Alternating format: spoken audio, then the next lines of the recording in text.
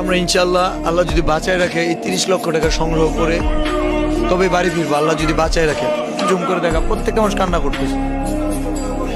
আশা করি এই ভিডিওটা যাদের কাছে পৌঁছাবে তাদের বিবেককে একবার হলেও নাড়া দিবে।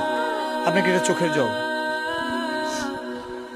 আমি গোটা দেশের কাছে একটি কথাই বলতে চাই, আমি বাঁচতে চাই, আমি আমার সন্তানের জন্য বাঁচতে চাই।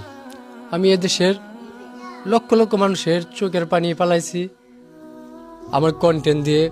অনেক মা বোনেরা আমার ফোন দিয়ে বলতো, বাবা তোমার কন্টেন্টগুলো দেখা আমার সন্তান লাইনে আসছে, আমার সন্তান কথা শুনতো না, তোমার কন্টেন্টগুলো দেখা আমার সন্তান এখন কথা শুনে।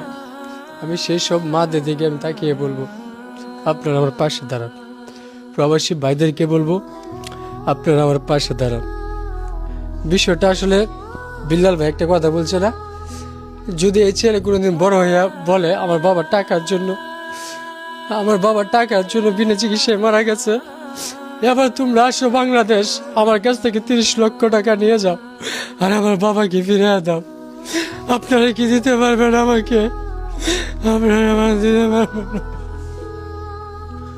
আমরা ইনশাআল্লাহ আল্লাহ যদি বাঁচায় রাখে এই 30 লক্ষ টাকা সংগ্রহ করে তবে বাড়ি ফিরবো, আল্লাহ যদি বাঁচায় রাখে। বাট এখানে দেখেন প্রত্যেকটা মানুষ, একটু জুম করে দেখা, প্রত্যেকটা মানুষ কান্না করতেছে।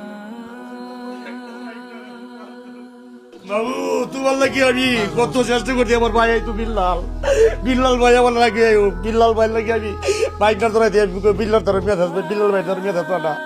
এই আমার বাইকটা তোর চিকিৎসা দিয়ে পাবো, আমার বাইকটা দিদি যার বাইক মেয়ে থাকতো না। ইনশাআল্লাহ আল্লাহ বাঁচায় রাখলে আমাদের অনেক মানুষ ভালোবাসার মানুষ আছে।